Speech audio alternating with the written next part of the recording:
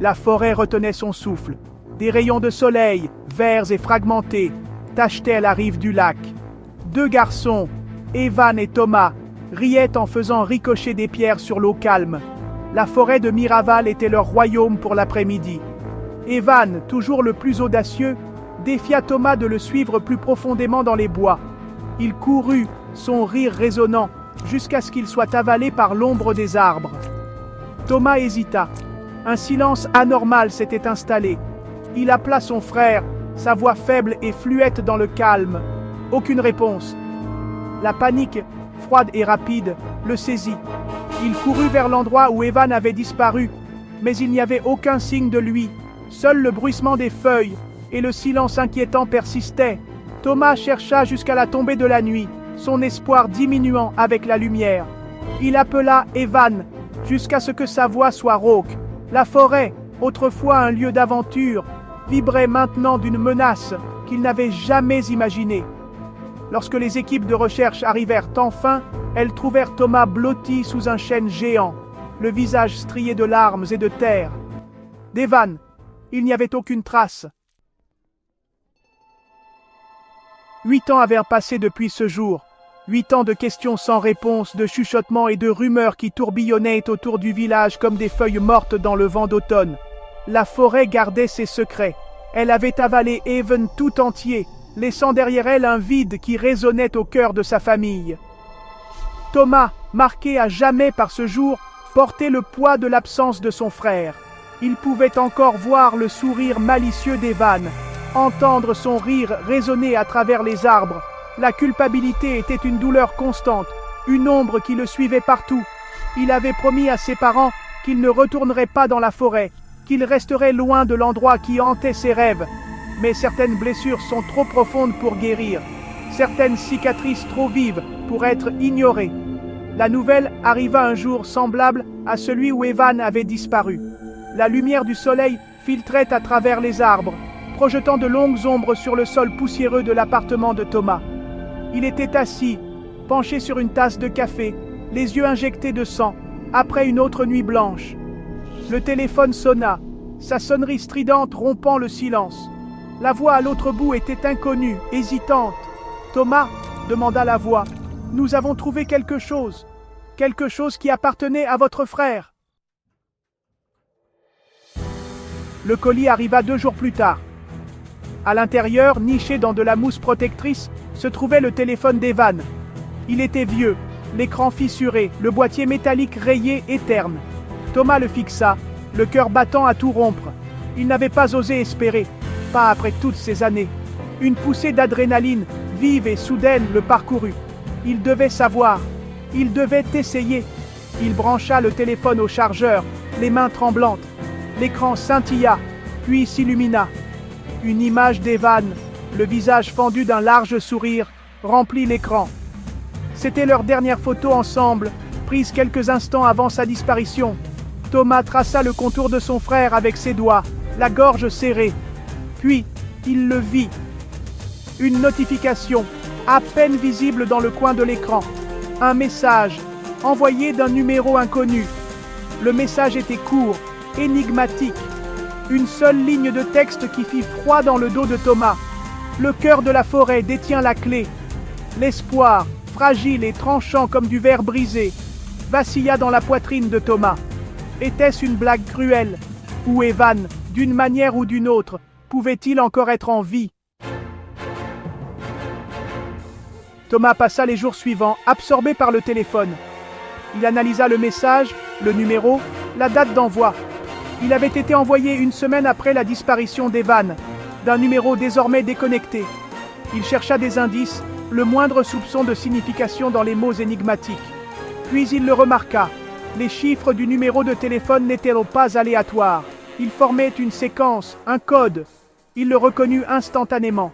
C'était un chiffre, un code qu'Evan et lui avaient conçu enfant. Ils avaient passé des heures, cachés dans leur cabane, à créer des langages secrets que seuls eux pouvaient déchiffrer.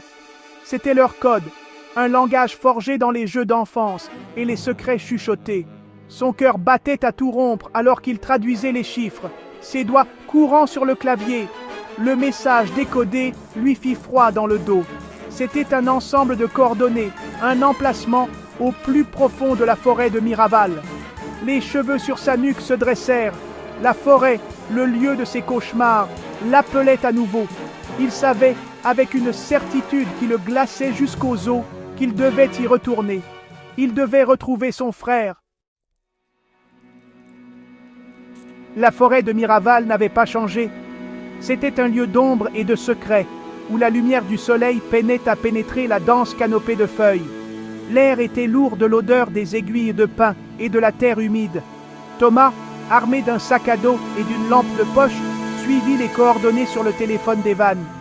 Chaque pas plus profond dans les bois le remplissait d'un sentiment d'effroi. Le silence était troublant. Il n'y avait pas de chant d'oiseaux, pas de bruissement de feuilles, seulement le son de sa propre respiration et le craquement de ses bottes sur le sol de la forêt.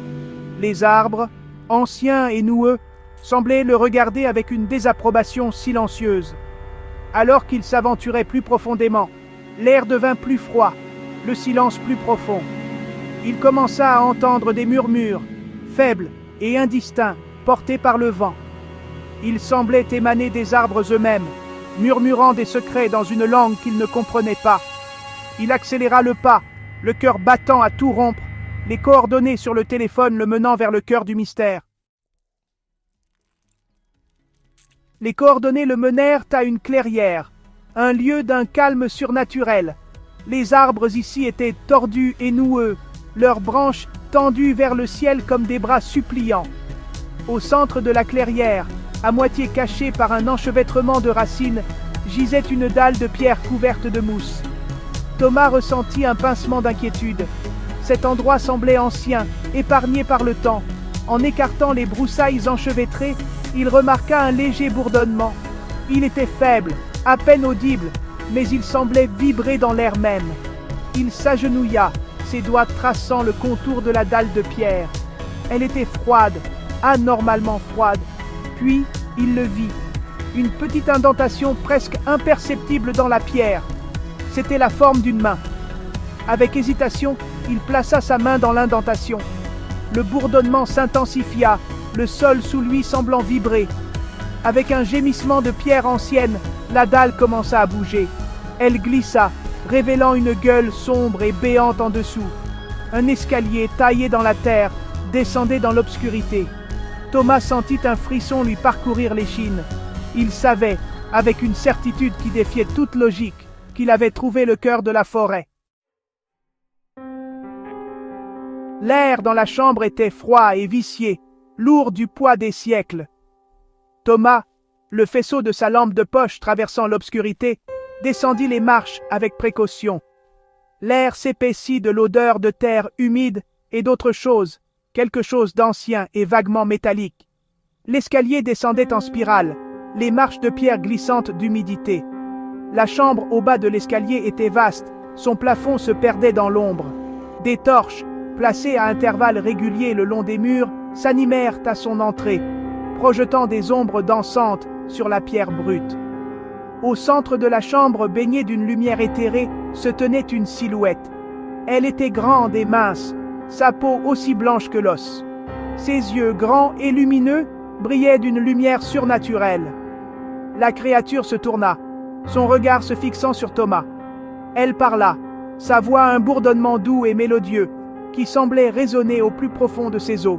« Tu es venu, dit-elle, sa voix résonnant à travers la chambre. « Je t'attendais. » La terreur, froide et paralysante, saisit Thomas. Il voulait crier, courir, mais ses pieds semblaient cloués au sol. « Où est-il » réussit à articuler Thomas, la voix rauque. Les lèvres de la créature se courbèrent en un léger sourire. Elle fit un geste vers une alcôve ombragée au fond de la chambre. « Tu cherches ce qui a été perdu, » dit-elle, sa voix comme de la soie sur la pierre. « Mais sois averti, mortel, certaines vérités sont mieux enfouies. » Thomas, le cœur battant à tout rompre, trébucha vers l'alcôve. Et il était là, Evan. Il était assis sur un banc de pierre, le dos droit, les yeux ouverts mais sans voir. Il avait l'air plus vieux, le visage plus mince, mais c'était bien lui. Le soulagement, si profond qu'il en était presque douloureux, submergea Thomas. Il se précipita aux côtés de son frère, le serrant dans ses bras. Evan resta immobile, son corps raide et inflexible. Il était vivant, mais ce n'était pas le frère dont Thomas se souvenait. La créature les observait, son expression indéchiffrable. « Il est lié à cet endroit, » dit-elle, sa voix dénuée d'émotion. « Un prix doit être payé pour son retour. » Thomas leva les yeux remplis d'un mélange d'espoir et de peur. « Quel prix ?» demanda-t-il, sa voix à peine un murmure. La créature sourit, un sourire lent et prédateur qui fit froid dans le dos de Thomas. « Tu le sauras en temps voulu, » dit-elle, sa voix résonnant dans la vaste chambre. Thomas conduisit Evan hors de la forêt, de retour dans le monde qu'il avait quitté. Leurs retrouvailles furent joyeuses, douces amères. Evan était à la maison, mais il était différent, distant.